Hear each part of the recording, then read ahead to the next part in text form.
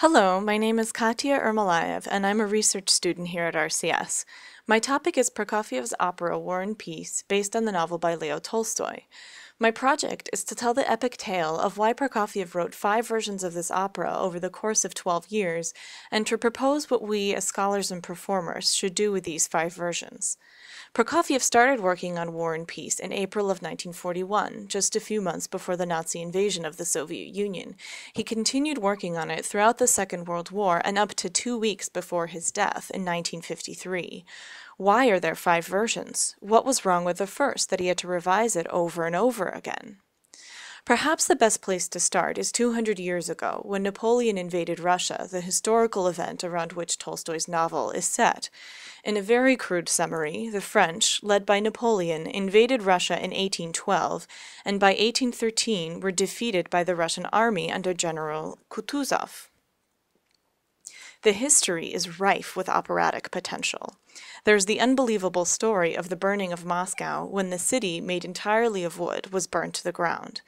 There's also the infamous French retreat, when Napoleon's army, beaten down by the fierce Russian winter, shrank to 1/10 of its original size.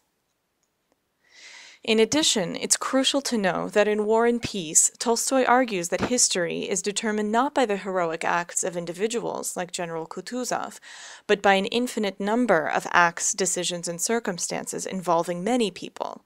Therefore, in Tolstoy's novel, Kutuzov is but one of the many factors that led to Russian victory. Meanwhile, parallel to the chronicle of the war is the love story between Natasha and Andrei, an engaged couple separated by the war. Andrei is fatally wounded during battle, and it is their touching reunion at Andrei's deathbed that inspired Prokofiev to write the opera in the first place. At this point, I'd like to note a feature of Prokofiev's operatic style.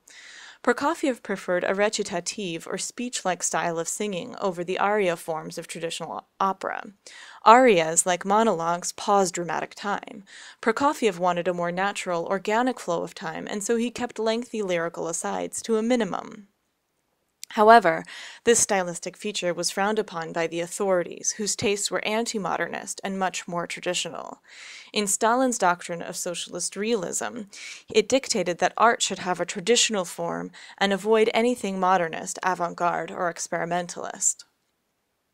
In Stalin's Russia, there were times when your art could cost you your life. The theater director Vsevolod Meyerhold is one such example of someone executed for how he directed theater. He was a close friend and colleague of Prokofiev's, and his death in 1940 shook Prokofiev, together with the Soviet art world, to its core. In addition to having a particular artistic style, socialist realism demanded that political heroes and enemies be depicted very clearly. The parallel between World War II and 1812 was not lost on anyone. Kutuzov was seen as a parallel to Stalin. Both were military leaders rallying the Russian nation against the foreign invaders, Napoleon and Hitler, overconfident sociopaths who needed to be depicted as such.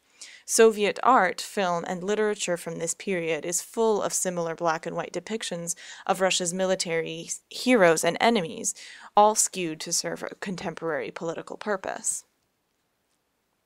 And so, one of the first criticisms leveled against Prokofiev was that his portrayal of General Kutuzov was insufficiently heroic.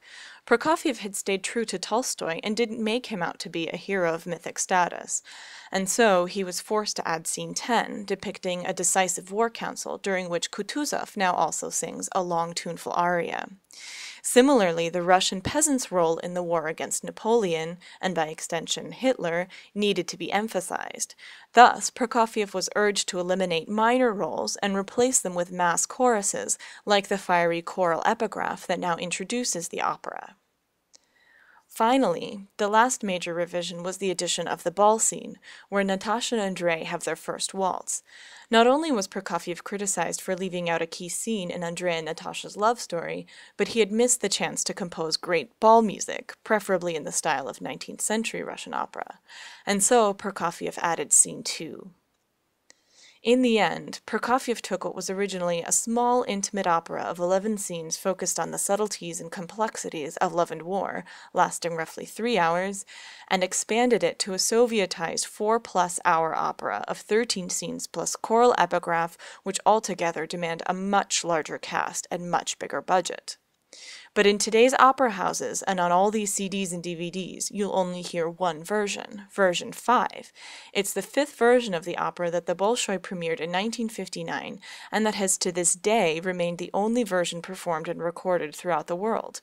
Version 1 was virtually unknown until 3 years ago, when it was reconstructed by our very own Dr. Rita McAllister and staged as a joint production of the RCS, the Scottish Opera, and the Rostov State Conservatoire.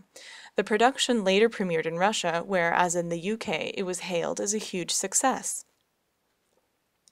What Dr. McAllister did, and what I will do for my PhD, is to transcribe Prokofiev's archival manuscripts of all the versions and prepare them for publication so that scholars and performers can understand the opera's transformation. Luckily for us, Prokofiev's handwriting, as you can see, is very clear.